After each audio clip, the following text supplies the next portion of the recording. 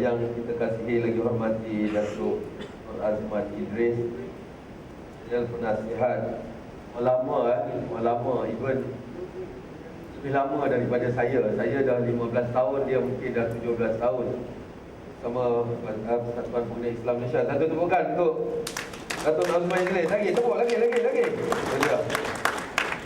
Dr. Zahlan Man, Persatuan Pertubuhan Silat Ikatan Kalam Utama Malaysia. Satu tepukan. Saya rasa kalau bab macho ni boleh kat dia hari ni. Hari ni boleh kat dia. Alhamdulillah. Baca doa kita Ustaz Abdul Halim, tinggalan juga Tuan Haji Hussein, Biro Agama Persatuan Pengguna Islam Malaysia. Dan tepukan Tuan Haji Hussein, dia anilah saya. Tuan tak kenal kalau jumpa-jumpa. Saya ni satu kelemahan saya adalah saya suka nak cam orang. Saya kena berjumpa a few times baru saya mula cam. Lepas tu baru saya mula kenal nama, baru saya mula sebut nama. Lepas tu saya dah tak lupa lah. Ada proses. Waktu lapang saya suka main motocross. Tu dia. Bagi sahabat-sahabat yang nak join boleh lah. Sebenarnya saya skip program dekat Lenggong untuk program kita ni. Rasa macam alamak geram juga kan. Tapi PPM lebih utama. Itu dia. Memberi perjuangan, melakukan perjuangan di Persatuan Pengguna Islam Malaysia kepada rakyat jelantah. Ditubuhkan pada 1997. Sebenarnya perjuangan PPIM ni bermula sebelum tu lagi. Before that lagi. Pada ketika itu kita dapati apabila kita nak mengeksport produk-produk ke overseas, kita nak ekspor produk ke Eropah, 16 orang kita kena isi, belum tentu lulus. Ekspor produk ke Jepun, kita kena isi 18 orang Jepun saja. Belum lagi kepada negara-negara Amerika dan sebagainya. Kereta nasional tak boleh masuk ke US, dikatakan kerana kita tidak comply dengan emission, dengan dia punya sistem emit buang asap gitu. Tapi sedangkan kereta kita 1.5, 1.3 je. Kereta US 5,000 cc, 8,000 cc. Dia gunakan pelbagai standard untuk menekan produk-produk tempatan. At one time mengekspor latex glove kita menghudung ekonomi sebab dinaikkan satu standard yang mana latex glove mesti ada debu-debu dia dalam tu, menyebabkan ratusan juta syarikat-syarikat tempatan rugi overnight, serta merta rugi. Why? Because of the standard that they put on us. Persoalannya, yes, kita nak ekspor ke negara dia bagi macam-macam standard. Where is our standard? Dia boleh lungguk barang dekat negara kita, ikut suka dia, ikut dan. Negara kita menjadi negara longgokkan barang. Maka kita tubuhkan PPIM pada ketika itu. Kita ingat lagi, banyak faktor. Antara salah satu faktor adalah mempromosikan Islamic standard. We have our own standard. 1,500 tahun Allah Ta'ala turunkan standard ini kepada kepada umat manusia untuk keselamatan semua manusia.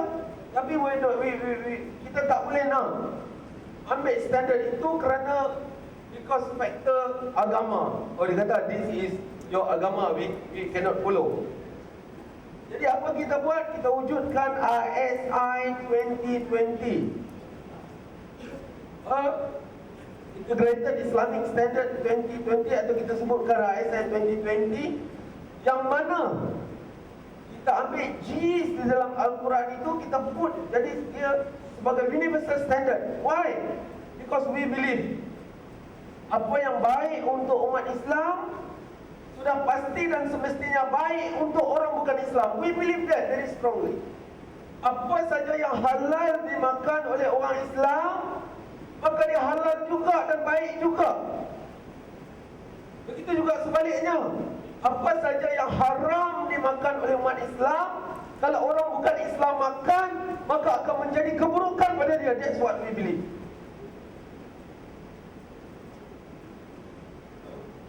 percaya begitu. Apa yang kebaikan untuk kita Allah Ta'ala bagi adalah untuk umat manusia sebenarnya. So bagaimana kita nak promotekan standard ini? Maka kita tubuhkan persatuan, dan antara salah satu caranya adalah to promote Islamic standard. Antara lain 1997, saya ingat lagi, pada ketika itu isu pertama, antara isu pertama yang timbul adalah fishball. Nak bagi fishball tu cantik, kenyal, elok, dia kena lumur dengan lemak babi. Kuih tiaw nak kena bubur lemak babi, baru dah kuih tiaw tu jadi elok, tahan lama, lalat tak hinggap. Lalat pun tahu halal haram. Ingat tuan-tuan, lalat tak hinggap dekat babi tau. Lalat tak hinggap dekat babi. Lalat pun tahu halal haram. Dia adalah insect repellent terbaik adalah lemak babi. So kita dapat laporan. So kita buat isu fishball dalam Malaysia majoriti tidak halal. Tuan-tuan, 12 company tutup. Satu isu saja kita keluarkan, 12 company tutup. Apa yang berlaku? Bertalu-talu kita dapat telefon, orang tanya, PPIM ada tak fishball yang boleh dimakan? Nak makan juga. Sedangkan fishball ni bukan makanan kita, betul? Makanan kita bakso, bergedil kan? Tidak pun apa tu, popok leko kan? Dia nak telan juga fishball walaupun bukan makanan kita. And we realize, kalau kita buat isu semata-mata tanpa ada solution, problem tak selesai. Faham?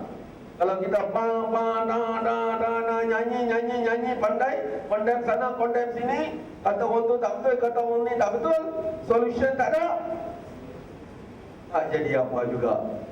Maka PPIM merencanakan pelbagai solution untuk kita. Kerana kita percaya mencari penyelesaian itu lebih baik daripada menyuarakan pendapat dan membiar orang lain menyelesaikan problem itu. So start daripada itulah PPIM mula berkembang. We believe tindakan proaktif ni. Apa benda tindakan proaktif? Umat Melayu hari ini terjebak dengan satu ramai reaktif ataupun tak aktif langsung. Orang lempang je tak lawan. Kena lempang kiri, lempang kanan, tak lawan-lawan. Reaktif adalah apabila orang lempang, kita tepih. Cuba bayangkan kalau 30 kali orang lempang kita duk tepih je. Saya rasa 2-3 biji kena muka. Kalau kita hanya tepih, hanya juga cikgu kita ni, profesor, maha guru kita, biji dua memang kena. Kalau 30 biji dia bagi kita, apa kita buat? Kita tidak boleh hanya reaktif, kita kena proaktif. Yang lipat kita, dia tengok kita yang buah macam mana pula, kita kena lipat dia pula. Kita kena proaktif. Ataupun sebelum dia lipat kita tengok dia ni macam lain macam je, kita pergi lipat dulu. Ataupun tindakan lebih hebat adalah preemptif. Dah tahu banyak pencuri, banyak penyangak, buatlah pagar. Ajarlah anak-anak kita dengan kekuatan dalaman, bertahan diri, ilmu zahir dan batin. Boleh jumpa Abang Man Patah kalau buat batin. Dia tempit kali bergegar dewan ni. Banyak ramai. Itu dia. Untuk apa? Untuk tindakan preemptif. Sebelum orang main terajang kepala kita, kita kena berjaga-jaga daripada kena terajang. Kenapa? Dah ramai orang duk tersepak kepala kita, dah ramai orang duk melakukan onar kepada kita berkali-kali. Kita ditipu sampai bila? Maka tindakan ini adalah tindakan preemptif, bukan saja proaktif lagi. iaitu kita buat sekatan untuk mempertahankan diri kita dengan aktiviti-aktiviti menyelamatkan diri kita dan anak-anak kita. Ini yang kita buat sekarang. Ada orang suka, ada orang tak suka. Ada orang kata kita penyebok, ada orang kata bagus, macam-macam. Ada orang kata bagus, memang dia kata kita bagus. Ada yang terpaksa kata bagus pun ada. Pun ada. Dulu kita tak ada apa-apa, tuan-tuan. Kita ada sepak ke kiri, ke kanan, ke kiri, ke kanan. Saya tahu. Saya, tuan-tuan, satu hari Datuk Nazim Johan kita, dia punya appointment at one time dulu tidak kurang daripada 13 appointment setiap hari. Tuan-tuan, bengkak ni, jelas langkang ni. Saya ikut dia. Betul ni bengkak ni apa? Ni bengkak apa ni?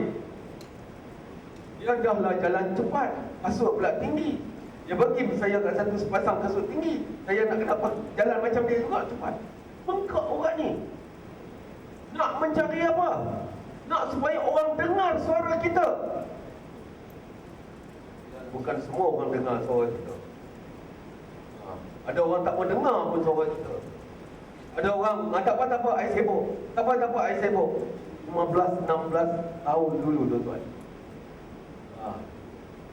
Orang tak mau bagi kita appointment pun.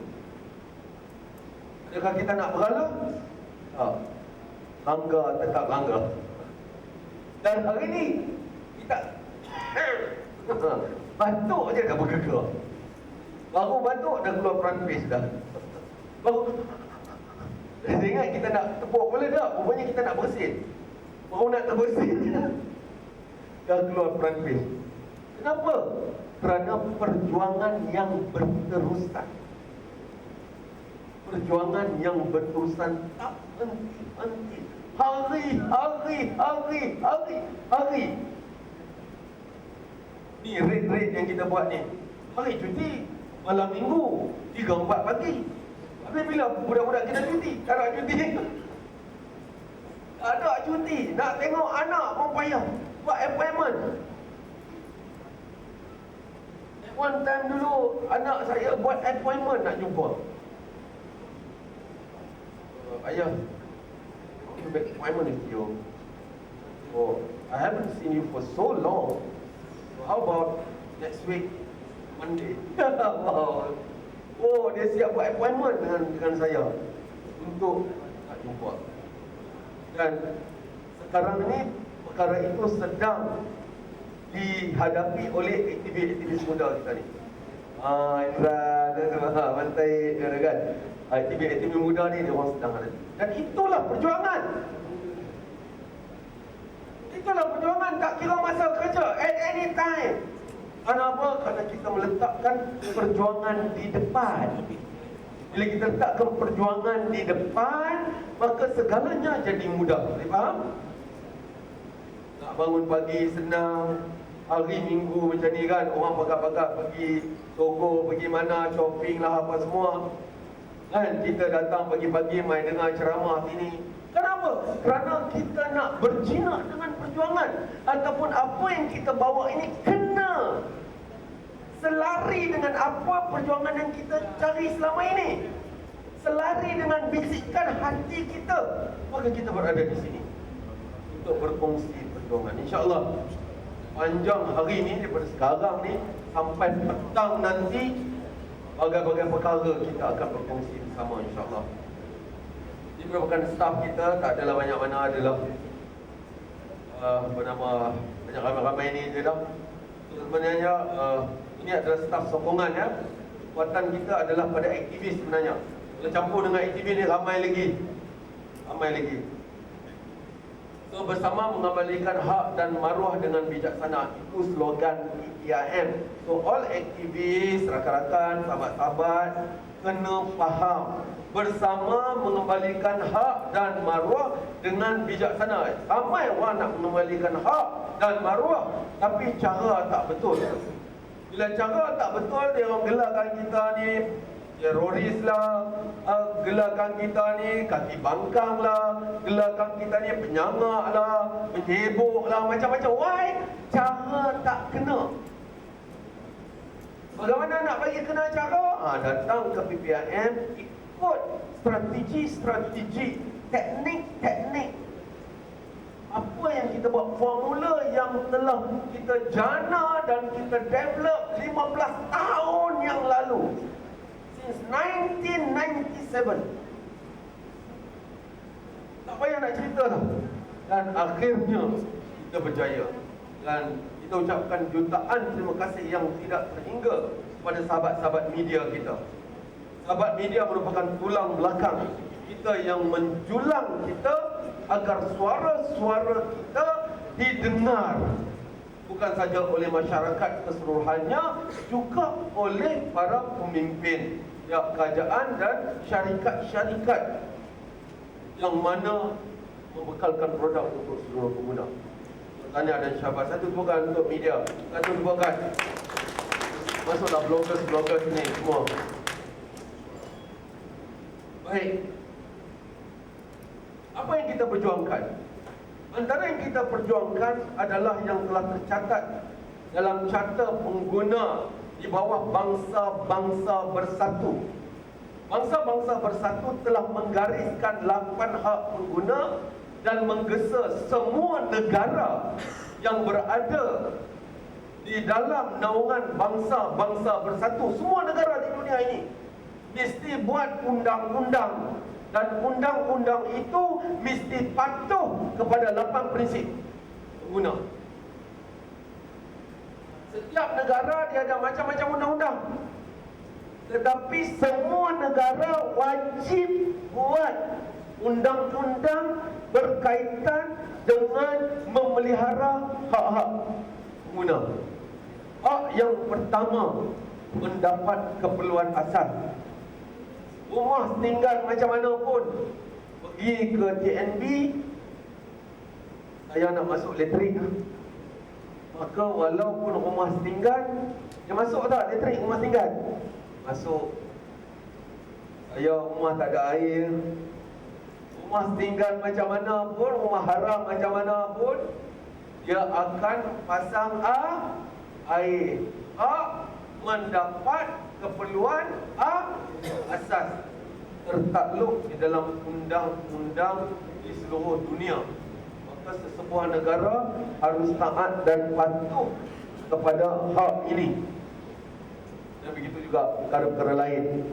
Yang kedua, membuat pilihan. Kita boleh tawar, kita boleh pilih. Tidak ada sesiapa pun yang boleh memaksa kita membeli sesuatu perkara.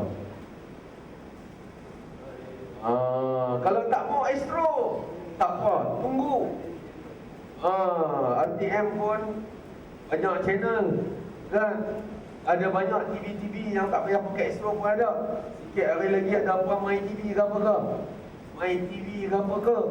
Siapa dapat Brim, dia dapat lah tu My TV punya set kotak tu. Maka pasanglah free of charge. Itu dia. Hak untuk membuat pilihan. Kalau kita pergi tawar handphone, kita suruh dia table, lepas tu dia kata kita dah tengok. Dia kata, sorry lah encik, saya tak jadi beli lah, saya kena dekat luar. Macam kat semua house apa jadi? Dia tawar, kemudian dia tak jadi beli. Apa jadi pada pengguna tu? Dia kena terajang. Itu dia. Wah, pandai tawar, tak mau beli. Ni dia bagi. Pumpak, kena pelepuk. Peniaga tu bagi pelepuk pengguna. Itu dia. Begitu juga kat Petaling Street. Awak punya tawar, berapa harga ni beg ni? Beg ni RM60. Mahal lah. RM30 boleh tak? RM30 boleh encik. Tak jadilah. RM30 tu. Tak jadi, apa dia dapat? Dia dapat terajang. Pelepuk. Dia kena pukul. So ini adalah peniaga-peniaga yang telah melanggar hak nombor 2 ini. Ikut suka kita lah. Kita nak beli ke, tak mau beli ke, kita nak tawar sampai rapat ke, kita buat keputusan. Maka undang-undang memelihara memelihara hak kita.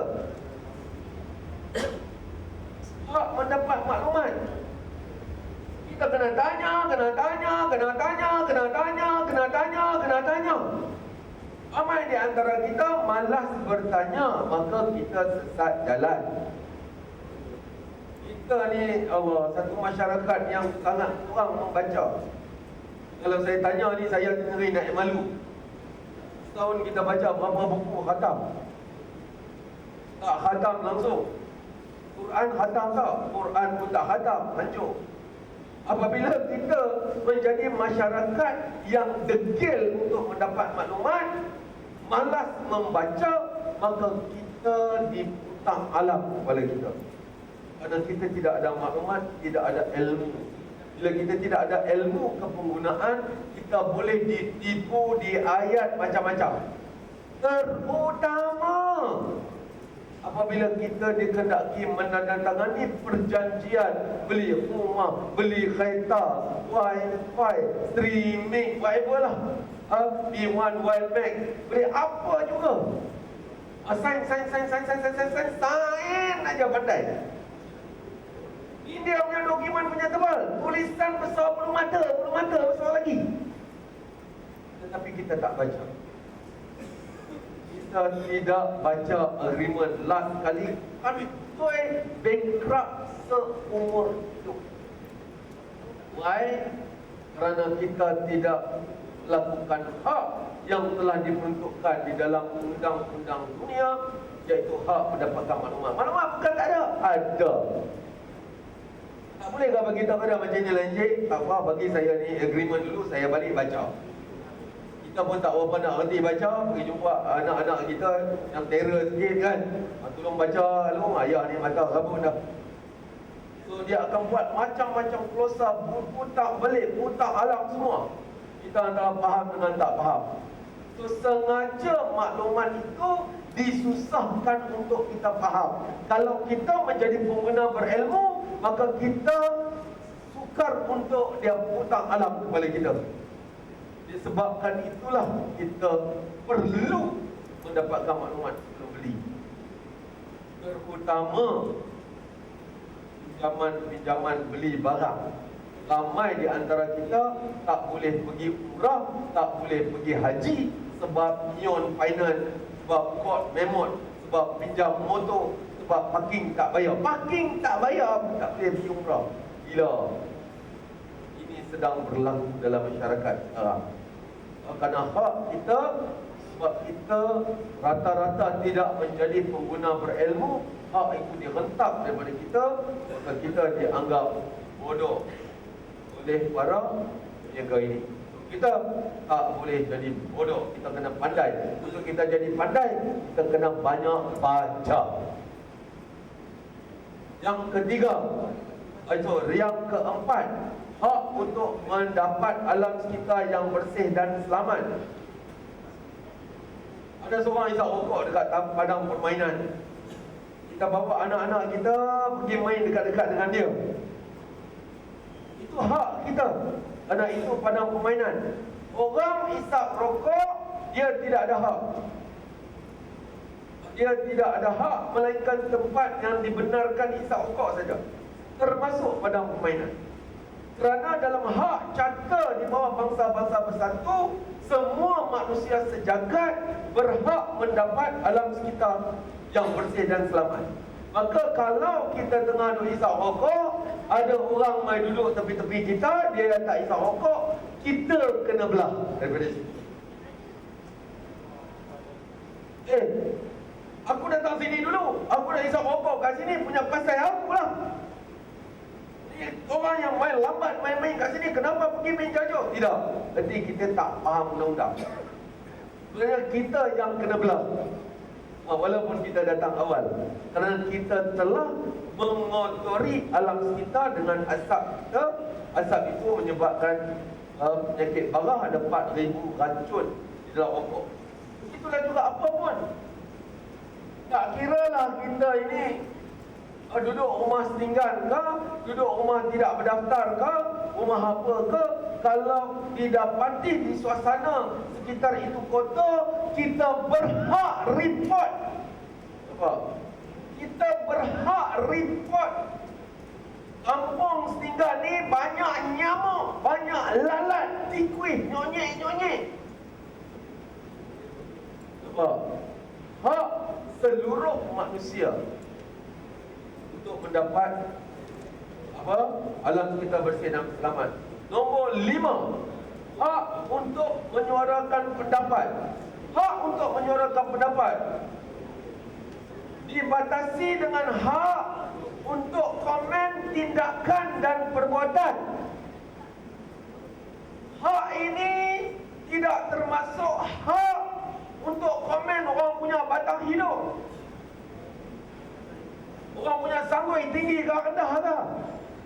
Hak ini tidak termasuk hak kita nak komen orang ni muka macam buruk, macam jemuan, macam unta, tak boleh. Hak ini tidak termasuk penghinaan individu. Kalau nak komen apa yang dia buat, tapi jangan kata muka dia macam tong lori atau tayar lori, tak boleh. Boleh faham? Hak untuk menyuarakan pandangan dan pendapat ke atas satu peristiwa, satu event, satu tingkah laku. Maka everybody boleh menyuarakan, tidak ada kesalahan.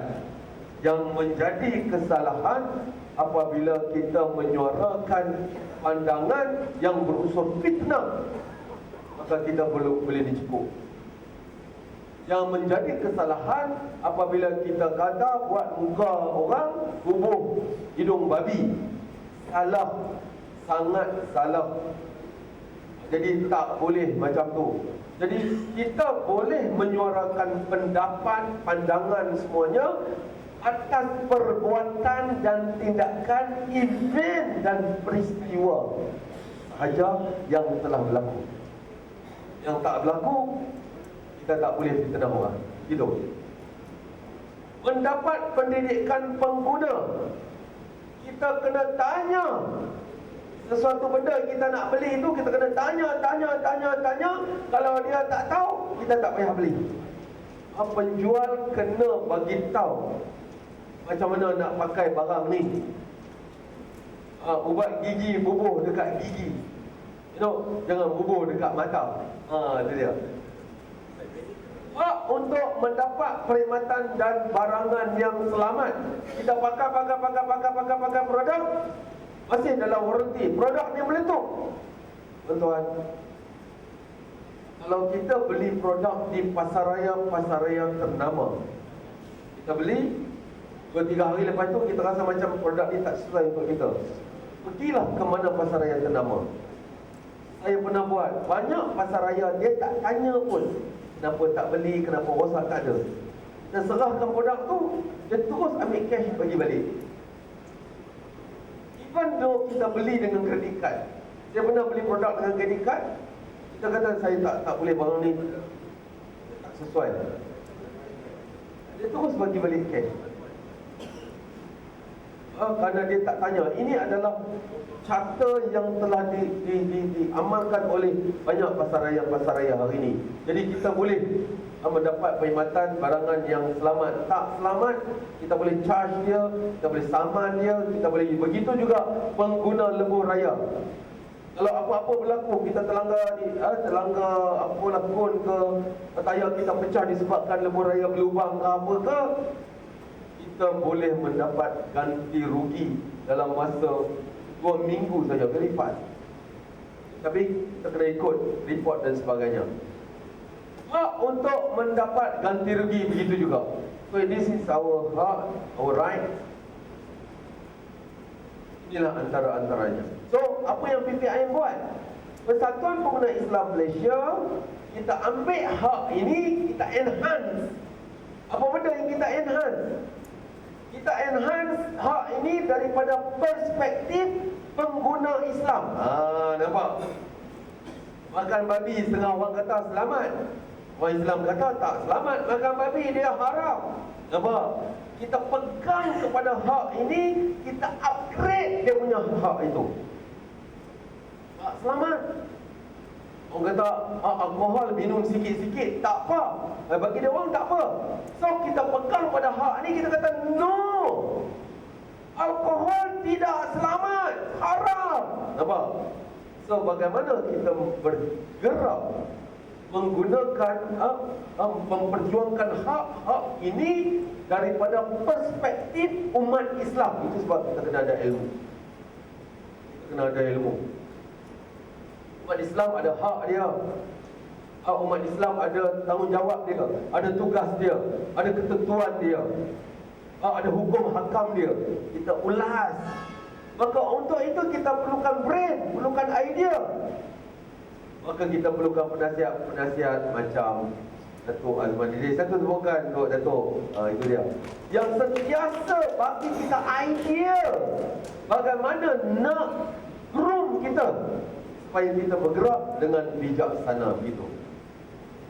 Dia adalah carta organisasi kita, boleh tengok dalam website kita. Diketuai oleh Datuk Nazib Johan sebagai ketua aktivis. Panel penasihat kita ada banyak, 18 kat sini ada. Diketuai oleh sebagai penasihat kehormat kita bahagia Brigadier General Datuk Sani Hashim bersama bahagia Datuk Ruku Ansaruddin Agus. Ini adalah penasihat kehormat kita, Sani Hashim. Program-program yang telah kita lakukan di aktivis kita. Di panel strategi kita termasuklah Ketua Polis Negara, Datuk Mahmud, termasuklah para jurnalis, orang-orang hebat-hebat lah, ni semua top notch kita. Dan kita ada beberapa pejabat ya. Pejabat pertama ni di sini yang tuan-tuan tengok ni adalah dewan untuk kita kenal, bertemu, ada event apa-apa kita buat di sini. Di bawah sana kalau tuan-tuan tengok di bawah tu kafe, kita punya kafe. Tokek kepada kafe ni Abang Said, mana Abang Said? Abang Said, Abang Said, tokek kafe. Kemudian kita ada pusat aktivis. Belakang kafe tu ada aircon tu, dalam tu adalah pusat aktivis kita. Apa-apa aduan ke apa ke, di situ pusat kita. Datang kemari membawa peluang, boleh faham? Kita boleh lorong tuan-tuan ke mana kawan-kawan kita. Bolehlah sikit sebanyak tolong, jangan minta duit. Boleh faham? Jangan mai sini cari duit. Mai sini bawa peluang, bawa projek, supaya kita boleh bantu tuan-tuan untuk menaikkan diri tuan-tuan.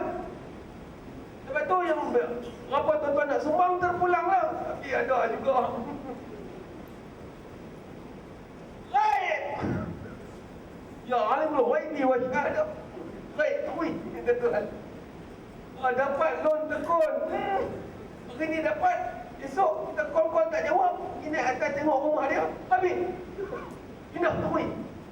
Pun ada, bukan pun ada, berlampak jenis tu.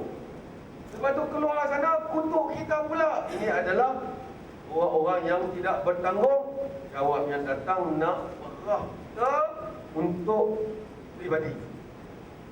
Kalau tuan-tuan nak buat perangai macam tu, email jauh sikit. Tapi kalau tuan-tuan datang atas dasar perjuangan, win-win situation, sama-sama kita menjana ekonomi, sama-sama kita memartabatkan hak pengguna. Ya, di sini tempatnya. Sky is the limit for us. Tuan-tuan nak menghadap siapa, nak jumpa siapa, jom kita pergi jumpa, insyaAllah. Boleh, jangan sini datang sini bawa masalah saja. So, ramai yang datang bawa masalah, fine. Kita selesaikan masalah sama-sama. Ingat, bila datang ke PPIM, bukanlah mereka ini menyerahkan tugas. Kami tidak menerima tugas. Kami hanya membantu tuan-tuan selesai masalah. PPIM, ni ada orang ni buat saya macam-macam. Ada jual saya barang tipu lah, barang tipu lah, macam-macam. Yang kita call balik, jomlah kita pergi kedai mana yang terlibat tu. Tak boleh lah, saya sibuk. Esok call lagi, tak boleh lah, banyak kerja. Tak boleh lah hantar anak pergi sekolah. Tak boleh lah, bini saya tak bagi. Banyak penuh. Oh, bila dia report kat kita, dia ingat kita ni bapak dia. Nak selesai masalah dia. Tidak. Kita bukan bapak, tuan-tuan. Kita hanyalah kawan tuan-tuan nak tolong selesai masalah tuan-tuan. Tolong kami menyelesaikan masalah tuan-tuan. We need information. We need kerjasama. Jomlah kita pergi tribunal. Kalau kita pergi Putrajaya tribunal, Tak boleh lah. Tak boleh lah saya. Ini banyak. kami nak bawa dia pergi tribunal, bukan payah mana tingkat datanya je. Pun tak mau. Ingat tuan-tuan, TPRM bukanlah tempat kita nak serah tugas dan tanggungjawab. TPRM adalah tempat untuk kita bantu orang-orang masyarakat lain untuk menyelesaikan masalah dia. Cikgu beritahu tadi, pengadu hanya datang mengadu, kemudian dia orang balik. Tapi dia orang tak tahu, kami ni pukul 2 pagi, 3 pagi berhadapan dengan gangster-gangster demi perjuangan. Pasal kita memegang kata-kata Ketua Aktivis kita Datuk Paduka Nazim Johan, bahawasanya biar mati berjuang, jangan mati di kursi roda. Ini perjuangan yang kami pegang. Dan di PPM sendiri, kita melatih generasi muda ni, ya, kita panggil Gen Y, sebagai pelapis. Datuk sendiri nak melahirkan pelapis. Datuk Nazim ni dikenali kalau di luar, orang panggil dia people champ. Dia memperjuangkan nasib-nasib rakyat. Perjuangan dalam perniagaan. Sebenarnya untuk berkongsi, untuk mendidik ni saya rasanya belum layak. Tetapi ambillah sesi ini sebagai sesi perkongsian yang mungkin memberi manfaat, ataupun kita boleh berkongsi sama kita. Saya tengok Abang Man ada kat sini, Datuk ada di sini. Semua ni hebat-hebat, orang-orang yang dah lama dalam perniagaan. Tetapi disebabkan tuntutan daripada kanda saya untuk saya bawa title ini, saya cuba sebaiknya. Nama saya Muhammad Zarif Johor bin Nadim Johor. Kadang-kadang orang confuse, orang kata bapa you Nazim Johan, kenapa you nama Nadim Johor? Sebenarnya ada dua nama bapa saya di situ, Nadim Johor ataupun Nazim Johan. Saya suami kepada seorang isteri dan mungkin akan kekal satu-satunya. Saya tak ikut jejak ramai di sinilah. Jadi saya ayah kepada dua orang anak, adik-beradik kepada daripada total 8 orang adik-beradik yang saya tahulah. Betul kan? Mungkin agak 8 je, betul agak. Datuk Azman berkawan dengan bapa saya dari umur 18. So itu sedikit sebanyak perkenaan saya. Saya merupakan seorang bekas pekerja. Saya pernah menjadi pekerja. Saya pernah memegang status sebagai seorang broker. Dan kini saya seorang usahawan yang sedang bersungguh-sungguh untuk membina kehidupan untuk saya, keluarga saya dan generasi yang akan datang, insya-Allah.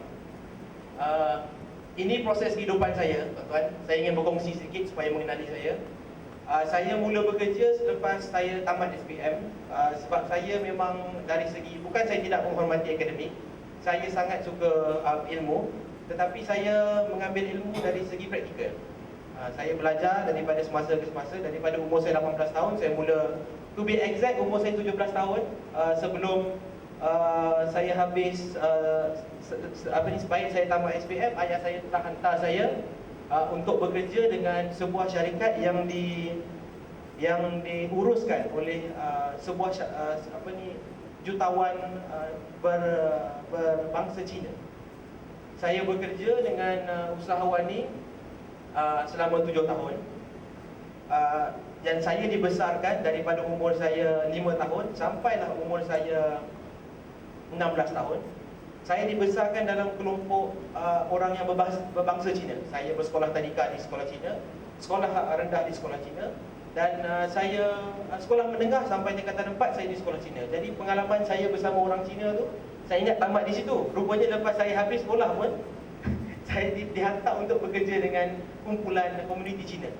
Jadi saya belajar, saya boleh katakan kehidupan saya 15 tahun ni, saya dalam tempoh daripada kecil tu sampai besar 15 tahun saya duduk dalam kehidupan orang Cina.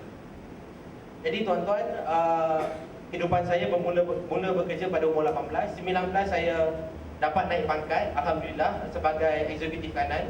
Dan pada umur 20 tahun saya mengambil alih tugasan pengurus.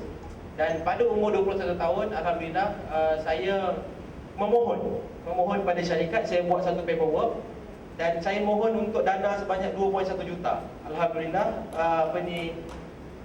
saya diberikan permohonan, diluluskan, dan saya diamanahkan untuk membelanjakan kewangan syarikat berjumlah 2.1 juta. Dan pada umur 22 tahun tuan-tuan, saya mula bosan untuk terima arahan. Kita tahu kita punya kelebihan, tetapi bila kita duduk di bawah orang, kita tidak bebas. Kita tidak mampu untuk menjadi kita yang sebenarnya. Jadi saya dah tawar hati untuk bekerja. Jadi pada umur 22 tahun, pada umur 23 tahun saya berkahwin. Isteri saya mengandung 3 bulan, saya berhenti kerja. Jadi saya jobless. Saya tidak ada pendapatan. Saya ingin tegaskan di sini, walaupun saya merupakan anak kepada Datuk Nassim Johan, tetapi pendidikan yang saya dapat, cara didikan tu tak sama macam anak-anak orang lain. Saya dibebaskan. Mula-mula masa saya masuk kerja tu, saya kata, "Pak, tolonglah, orang ni menyusahkan hidup saya." Dia kata, "Okey," dia tolong. Kali kedua saya minta, dia kata, "Okey," dia tolong. Kali ketiga dia kata, "You buat sendiri." Memang selepas tu memang saya kata tak apalah, saya akan struggle. Walaupun dalam syarikat itu ayah saya ada kepentingan, tetapi saya tidak pernah dilayan sebagai anak bos. Jadi masa umur 23 saya berusaha untuk menjadi businessman. Tetapi sebenarnya saya gagal untuk menjadi businessman. Saya lebih rupanya apa yang saya buat selama tu hanya menjadi broker. Sebab pada saya perniagaan ini melibatkan membina sebuah empire. Kalau kita, orang mungkin silap faham. Orang kata kalau you pandai cari duit, you adalah businessman. Tidak sebenarnya. Businessman ni adalah orang yang pandai mencari duit dan membina empire-nya sendiri. Menjadikan perniagaan itu yang boleh diwarisi kepada anak-anak dia, cucu dia dan generasi yang akan datang. Itu yang saya nampak sebagai seorang ahli perniagaan. Jadi dalam tempoh 23 sampai umur 27 tu saya dingdong lah, saya tak tahu apa saya buat. Saya cari duit, saya dapat duit. Kehidupan saya boleh dikatakan agak sangat selesa. Tetapi saya tidak ada empire saya sendiri. Jadi pada umur saya 27, saya mulakan perniagaan untuk membina masa depan yang lebih baik. Saya menceburi bidang, saya berminat dengan bantuan kekada saya menceburi bisnes ayam. Jadi saya berkenalan dengan seorang datuk ni, nama dia Datuk Ali. Kalau dalam industri ayam ni ramai yang kenal Datuk Ali ni lah. Saya kata memang dia, yang saya difahamkan keuntungan dia ataupun mungkin keuntungan kasar dia sekitar 1 juta sebulan. Dia memproses lebih kurang 15,000 ekor ayam satu hari. Bila saya jumpa dia, dia kata saya punya cara kerja senang dia. Duit bank, kerja orang buat, untung saya ambil. Oh, kita rasa ini memang bisnes yang paling sempurna ni. So saya pun masuk dalam industri ayam. Masuk. Rupanya apa yang dimaklumkan tu tidak semudah yang tidak seindah yang dikabarkan. Jadi bila saya masuk tu, saya merasakan ini satu musibah untuk saya. Jadi boleh pergi kat saya. Jadi bila saya masuk dalam perniagaan tu, saya terpaksa belajar daripada kosong. Sebab untuk bangsa-bangsa lain, untuk kumpulan-kumpulan lain, mungkin dia mewarisi perniagaan daripada generasi yang sebelumnya. Mungkin perniagaan tu dah sampai ke generasi yang ketiga ataupun dari generasi sebelumnya. Dia mau adalah generasi yang kedua. Jadi mudah untuk dia melakukan perniagaan. Tetapi sebagai saya mencipta sesuatu yang baru, membina empire saya sendiri daripada kosong. Saya tidak punya apa-apa. Hari pertama kami supply ayam. Hari pertama saya supply ayam, kita cuma dapat customer seramai 1 orang dengan jumlah pesanan 25 ekor. Dan yang menghantar tu adik saya. Dan 25 ekor tu kita hantar pakai kereta je. Jadi adik saya tu masa dia angkat ayam tu, letak dalam boot kereta di kereta Satria tu, penuh darah ayam dalam kereta tu. Kita sebab berbeza dengan apa yang prinsip yang saya dan adik saya ada adalah kita cuba buat sebaik mungkin tanpa perlu menyusahkan orang lain. Tetapi alhamdulillah perniagaan bertambah maju dengan bantuan rekan saya, kita dapat pesanan daripada 25 ekor dalam masa sebulan bang. Kita dapat 500 ekor ayam, kita dapat supply 1000 ekor ayam. Saya dapat masuk pada Pasaraya Maidin. Saya menjadi satu-satunya syarikat yang baru usianya 4 bulan boleh supply kepada Pasaraya Maidin. Alhamdulillah. Dan transaksi itu alhamdulillah. Jadi saya struggle dalam perniagaan dan alhamdulillah saya dalam tempoh daripada saya mula berniaga bulan 6 tahun lepas sampai sekarang kurang dari 10 bulan. InsyaAllah bulan depan saya akan memiliki dalam sebulan akan datang atau 2 bulan saya akan memiliki kilang sendiri. Yang sekarang ini kilang itu memproses untuk ayam mas. Dan kapasiti pengeluaran adalah 15,000 ekor ayam satu hari. Dan saya ingin berkongsi pengalaman saya sebagai seorang perniagaan, seorang usahawan. Saya tidak boleh menggelar diri saya ahli perniagaan because terlalu muda untuk kematangan bisnes itu masih terlalu muda untuk kita menjustifikasikan kita berjaya ataupun gagal. Jadi insya-Allah kalau diizinkan Allah, saya akan mula supply kepada pasaraya besar seperti pasaraya Giant dan sebagainya. Jadi hasil daripada apa yang saya lakukan, apa yang saya nampak adalah perniagaan itu adalah sebuah perjuangan. Kalau saya rasa ramai yang di sini yang berniaga dan kita harus faham perniagaan itu adalah sebahagian daripada keperluan kita, kewajipan kita. Dan bila kita merasakan perniagaan itu adalah perjuangan, kita akan buat apa saja. Kita akan buat apa saja untuk memastikan perjuangan itu berjaya. Jadi saya menganggap perniagaan itu sendiri adalah satu sebuah perjuangan. Dan saya merasakan kita tidak ada banyak pilihan. Saya dibesarkan dalam PPIM daripada saya kecil saya memang ikut ayah saya dalam perjuangan PPIM. Dan apa yang saya nampak, kita tidak ada pilihan. Bayangkan tuan-tuan, di Kuala Lumpur, kita konsum ayam, semua jutaan ayam yang kita proses satu hari. Dan kilang saya hanya satu-satunya kilang di Kuala Lumpur yang milik Muslim yang mempunyai persetujuan halal. Yang lain tu semua di industri halal itu sendiri dimonopoli oleh orang yang tidak tahu apa-apa berkenaan dengan halal. Bayangkan kita beri tanggungjawab kepada seorang yang bukan beragama Islam untuk menjaga kehalalan untuk pihak kita. Saya rasa benda itu sesuatu benda yang memalukan. Sebab tu saya kata, sebab kita tidak ada pilihan dan kita sudah tidak ada masa untuk leka. Kalau kita tengok industri makanan, kalau kita pergi ke pasaraya tuan-tuan, kalau kita pergi ke pasaraya ada jutaan, ratusan ribu jenama. Boleh tak siapa sebut dekat sini 10 jenama yang dimiliki oleh orang Islam? Siapa boleh bagi tahu 10 jenama yang dimiliki oleh orang Islam? Daripada ratusan ribu jenama yang di pasaran sekarang, yang masuk ke pasaraya, nyatakan 10. Saya minta kalau siapa boleh bagi 10 jenama. Satu. Maksud yang saya cuba sampaikan di sini, untuk mengeluarkan 10 jenama pun kita susah. Takkan kita tak rasa, ya Allah, hinanya kita orang Melayu ni, hinanya kita orang Islam ni, negara yang kita pimpin ini, kita tidak ada kekuatan. Kita bercakap pasal kuasa, tapi kuasa tu sampai berapa lama dia akan bertahan? Kita tidak tahu. Ekonomi kita terlalu hina, terlalu pada tahap yang terlalu menakutkan. Jadi kita perlu ambil inisiatif ini sebab kita merasakan kita tidak ada pilihan dan kita tidak ada masa untuk leka. Jadi saya harap kita yang dekat sini, kalau ada peluang untuk berniaga, buat saja perniagaan. InsyaAllah, sebab perniagaan itu 9 daripada 10 punca rezeki daripada perniagaan. Kita harus yakin, kita harus pastikan kita menguasai ekonomi. Kalau tidak satu dunia ni, at least Malaysia ni kita cuba capture. Jadi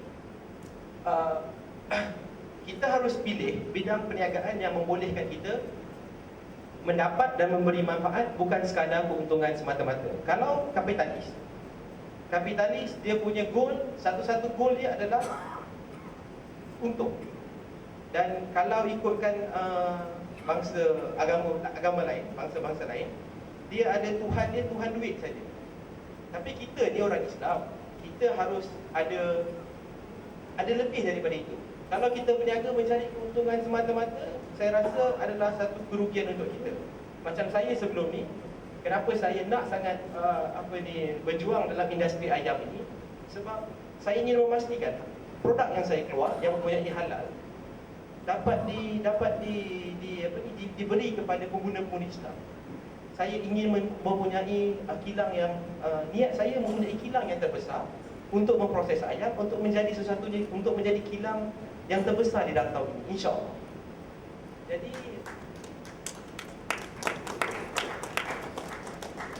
yang berikutnya, kita perlu buat perancangan teliti dengan niat yang benar kerana Allah SWT. Kalau berbalik kepada sebelumnya tu, kalau kita buat perancangan yang tidak teliti dan sekiranya kita buat bukan kerana Allah SWT, sudah pasti perniagaan kita itu mungkin boleh berjaya. Ramai orang-orang bangsa lain yang berjaya bukan sebab dia tidak buat kerana Allah SWT, tapi dia boleh berjaya. Tetapi apa cara untuk mendapat keuntungan, dia rendah saja. Dia tak ada peduli. Kilang yang saya pernah tengok sebelum ni, ayam dah mati, gantung. Ayam yang dah mati tu, dia gantung, sembelih tu. Kenapa? Sebab keuntungan. Satu ekor ayam 2 kilo, 1 kilo ayam RM5, RM10. Takkan nak rugi RM10. Jadi orang-orang ini yang kalau lah kata kita tidak pegang prinsip seperti ini, tidak meletakkan keperluan ataupun keutamaan kerana Allah SWT, sudah pasti kita akan gagal. Kita akan gagal sebagai seorang Muslim. Dan berikutnya, kita harus jelas dengan objektif serta matlamat kita, dan kita harus tetap dengan pendirian serta prinsip. Sebagai contoh, kalau kita tidak berprinsip, seperti tadi jugalah, apa yang ada kita buat je. Ayam mati ke, ayam tak sembelih ke, kita boleh jual. So kita harus ubah persepsi kita. Saya boleh. Dan ingin sedikit saya berkongsi berkenaan dengan usahawan. Apa kelebihan menjadi usahawan? Usahawan ni, apa yang saya nampak, kita boleh mencari nafkah. Apa yang kita buat itu adalah untuk diri sendiri dan serta tanggungan kita serta masyarakat. Kalau kita bekerja, tuan-tuan, saya bukan kata saya merendahkan orang yang berniaga. Saya pernah orang yang bekerja. Saya bekerja. Saya pernah menjadi pekerja. Saya tidak merasakan, saya bukan untuk merendahkan, tetapi sekiranya kita mampu bekerja dan kita mampu berniaga pada masa yang sama, itu adalah terbaik untuk diri kita. Sebab apa yang kita buat, kita dapat manfaat untuk diri kita sendiri. Dan kita akan menjadi pemimpin dalam kelompok kita sendiri. Seperti contoh macam dalam gambar tu, kalau kita tengok, ada jenis bos tu, dia selesai diri dia. Tapi kalau leader di bawah tu, dia memimpin. Kalau kita menjadi usahawan, kita harus menjadi usahawan yang memimpin, bukan menjadi bos mata-mata. Dan kita harus sanggup berkorban. Kita harus perlu minat serta konsisten. Macam sebelum ni, masa saya jadi broker, saya buat trading, minat saya berubah-ubah. Kalau boleh jual barang IT, saya jual barang IT. Kalau boleh jual bak gigi, saya jual bak gigi. Apa saja. Saya tidak ada perniagaan yang jelas. Tapi untuk menjadi usahawan, kita harus fokus dan kita harus konsisten dengan apa yang kita lakukan. Sini sedikitlah saya nak kongsi sikit berkenaan dengan ciri-ciri usahawan yang mungkin ciri-ciri asas. Harus gigih dan rajin, mahu berubah dan mengubah. Berubah untuk diri kita, mengubah untuk semua. Kalau saya berubah dan bila saya nampak satu kemungkaran saya tidak mengubah, itu sia-sia untuk saya. Jadi kita harus punya sikap sebegitu. Dan kita harus seronok melihat kejayaan diri sendiri serta orang lain. Menjadi masalah dengan kita jarang seronok tengok kejayaan orang lain. Saya di Keramat, di pusat aktiviti BPIM di Keramat, satu masa dahulu ada kios kecil, menjual makanan-makanan biasa lah. Di kawasan kios tu tidak ada langsung competition, tidak ada langsung persaingan yang boleh mengakibatkan orang cemburu. Jadi bila kios tu berjalan, perniagaan makin lama makin merundung, makin teruk. Dan kita panggil ustaz, orang yang pakar dalam bidang agama, rupanya ada orang yang telah menanam sesuatu, rambut lah, apalah. Jadi saya pun rasa pelik, macam mana kios itu yang tidak memberi gangguan kepada orang lain. Kalau ada persaingan kedai sebelah-sebelah tu mungkinlah ada kemungkinan. Tapi kios tu sendiri yang tidak memberi gangguan kepada orang lain pun ada kedengkian. Jadi ini mungkin terlalu biasa. Semua orang dah sebut, orang Melayu ni dia punya PhD sangat tinggi. Tapi saya ingin perjelaskan di sini, kita harus gembira, harus seronok melihat kejayaan orang lain. Saya present kepada pihak bank dan mereka rasa benda ni possible dan mereka meluluskan permohonan saya. Dan baru-baru ni masa perniagaan baru mencapai 8 bulan, diorang call diluluskan 400,000. Saya syukur Alhamdulillah. Dan kenapa saya kata kita harus mempunyai matlamat yang jelas? Bila kita ada matlamat yang jelas, tuan-tuan, bila kita berjumpa dengan orang yang ingin membiaya kita tidak perlu tipu. Kita tidak perlu kata, oh saya akan buat ini, saya akan buat ini, sebab kita tahu semua di dalam kita tidak mereka-reka cerita. Banyak orang-orang kita dia buat perniagaan, dia tak ada benda yang ditulis atas paper. Oh mungkin lagi setahun aku nak buka lagi 2 kedai, lagi 3 tahun aku nak tambah 1 kedai. Benda-benda tu tidak jelas. Benda tu tidak ada perancangan untuk melaksanakan sesuatu yang diinginkan. Dan definitely untuk menjadi seorang usahawan harus kreatif. Kreatif ni bukan hanya seni. Jadi bukan hanya TRC. Jadi boleh pada berikutnya sini. Saya kenal seorang saya bersahabat baik dengan seorang sahabat saya. Masa saya mula berjinak dalam perniagaan, dia kata perniagaan ini tak mudah, tak susah. Dia bergantung pada individu yang menjaga dia dan bergantung pada minat dia. Dia kata kalau nak berniaga, kalau nak selesa tak payah berniaga. Bekerja je, kau cari duit, kau tak payah nak ada perniagaan. Kau kerja je lah kalau nak selesa. Perniagaan ini melibatkan risiko, tuan-tuan. Dan daripada usahawan-usahawan yang saya kenal, saya rasa kalau 10 yang berniaga, mungkin 8 yang berjaya, mungkin hanya 2 yang gagal. Sebab saya rasa, saya percaya rezeki itu datang daripada Allah. Kalau kita niat kita betul, kalau niat kita betul dan jelas, insya-Allah akan kita akan berjaya. Dan bisnes ni apa? Kita nak ada tanggungjawab ataupun kita nak lagak? Oh, saya businessman, saya usahawan yang berjaya, saya ada 30 syarikat. Tuan-tuan, kita berniaga ni tuan-tuan, kalau kita sebagai seorang Muslim, kalau kita sebagai seorang Islam, kita harus jauhkan sikap lagak. Saya ada kenal seorang, saya rasa ada 2-3 orang yang kenal di sini. Seorang yang datang ke BBM, oh saya berniaga 30 syarikat. 30 syarikat. Dia keluarkan kad pada saya tu, ini kad saya, ini kad saya, ini kad saya. Niat dia tu berlagak pada saya. Saya bukan kisah awak nak buat 50 syarikat ke 100 syarikat tu, itu masing-masing. Tapi kita harus jelas bahawa perniagaan ini bukanlah untuk kita jadikan modal untuk kita berlagak. Macam saya sebut tadi, untuk apa perniagaan? Pada saya nak membina sebuah empire yang boleh, ataupun satu masa depan untuk keluarga saya, untuk generasi yang akan datang, supaya bila saya dah berniaga, saya tidak mahu kesusahan yang saya hadapi sekarang, saya tidak mahu anak-anak saya atau generasi yang akan datang melalui kesukaran yang saya hadapi. Macam tadi Cikgu Izam sebut perjuangan. Kenapa saya ikut berjuang dalam BPIM? Sebab saya tidak mahu satu masa bila saya nak jumpa ayah saya, bila anak saya nak jumpa saya, dia kena buat appointment pada saya, minta bapak saya. Jadi bila saya nak berjumpa dengan ayah saya sendiri, tuan-tuan, disebabkan dia berjuang. Dia berjuang untuk saya, untuk generasi yang akan datang, bukan untuk diri dia, saya pasti. Jadi bila saya nak jumpa dengan ayah saya kena buat appointment melalui PA dia. Sebab PA yang ada masa, yang tahu masa dia berpekat, boleh tak jumpa papa petang ni. kita boleh check dengan, memang itu yang saya alami. Bukan hanya saya rasa antara kita aktivis kita, bila anak-anak dia nak jumpa dengan dia, memang terpaksa melalui appointment sebab masa tu. Tapi saya tidak mahu anak saya nanti untuk berjumpa dengan saya perlu buat appointment.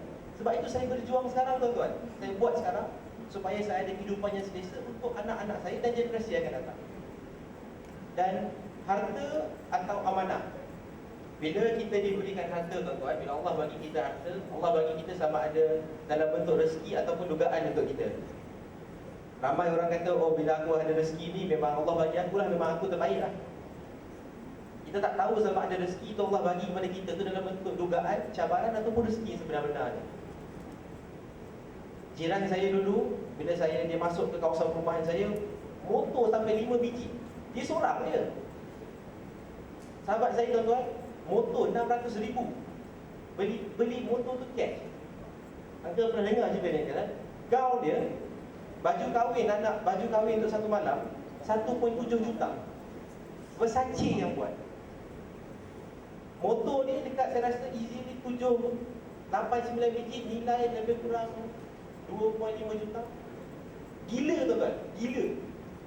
Saya tengok pun saya boleh gila. Satu malam buat majlis perkahwinan di Kuala Lumpur, 7 juta satu malam. Saya kata gila manusia ni. 7 juta dia habis satu malam. Allah bagi rezeki 3 bulan lingkup. 3 bulan lingkup, tak ada apa-apa. Saya sewakan kereta pada dia. Kereta tu ada 3 biji, saya sewakan kereta pada dia. Saya terpaksa ambil 3 balik kereta saya. Ada motor yang saya pernah beli, saya minta dia sambung bayar, dengan motor-motor pun saya ambil balik. Bayangkan perniagaan yang orang kata menikmati duit ni pada tahap maksima. Kalau kita kata kereta paling mahal Aventador dia ada, Ferrari dia ada, apa semua kereta semua dia ada. Bayangkan saya kata, kau ni kahwin satu malam tu bang, 1.7 juta. Itu perempuannya. Laki baju ni 3 orang, jaket ni. Jaket satu orang 200,000. Kos makeup 400,000. Gila. Yang makeup Kim Kardashian tu, yang keluarga Kim tu datang makeup dia. Tapi selepas 3 bulan orang makeup apa pun tak ada. Jadi itu saya nak maklumkan, adakah harta itu sebagai dugaan ataupun sebagai rezeki.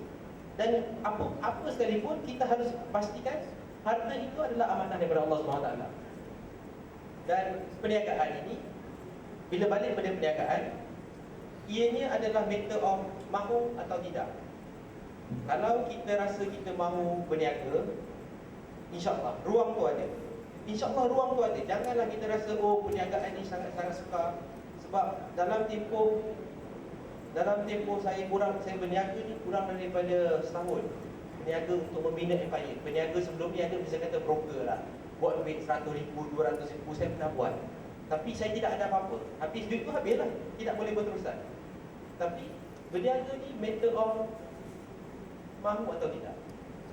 Dan mengapa kita perlu berniaga, bagaimana kita nak berniaga, dan bila kita perlu berniaga.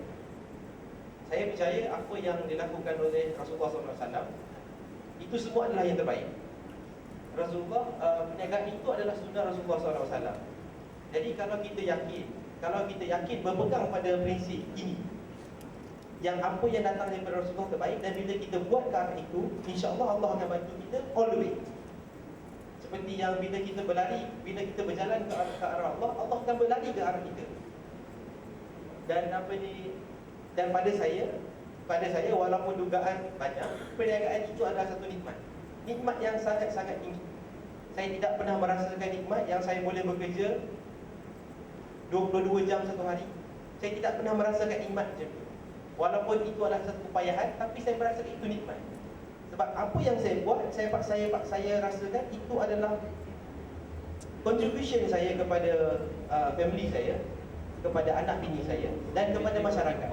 Seperti contoh, macam saya maklumkan, saya berniaga membekalkan produk ayam halal kepada pasaran. Jadi saya merasakan itu nikmat.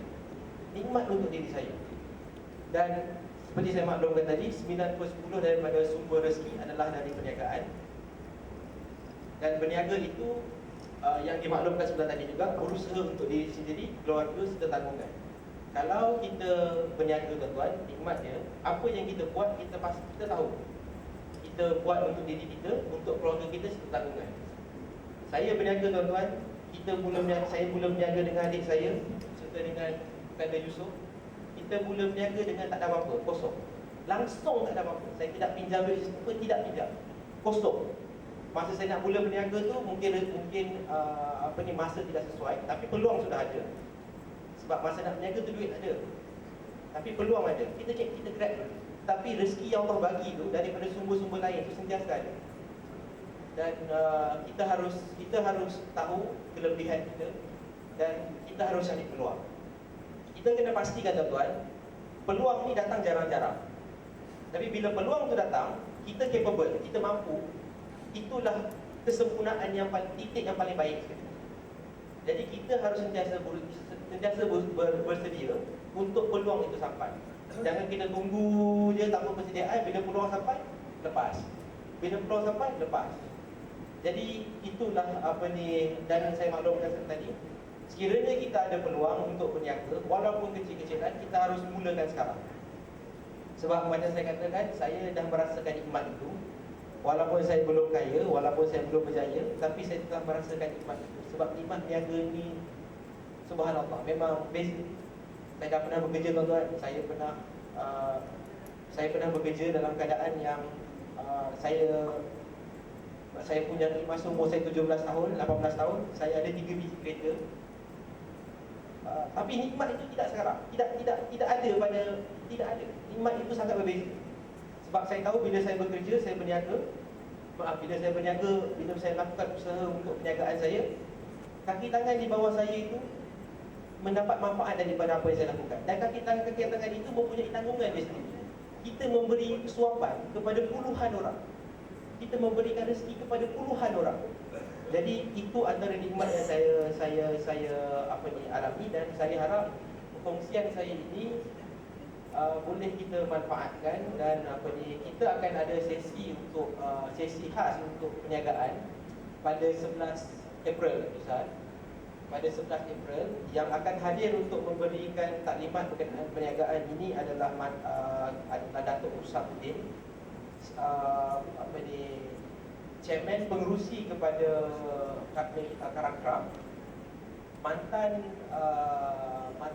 Proton, mantan CEO, mantan bekas CEO kepada Proton, Datuk Azim sendiri, Ketua Aktivis, dan Ustaz Fahrul serta Saudara Nizam.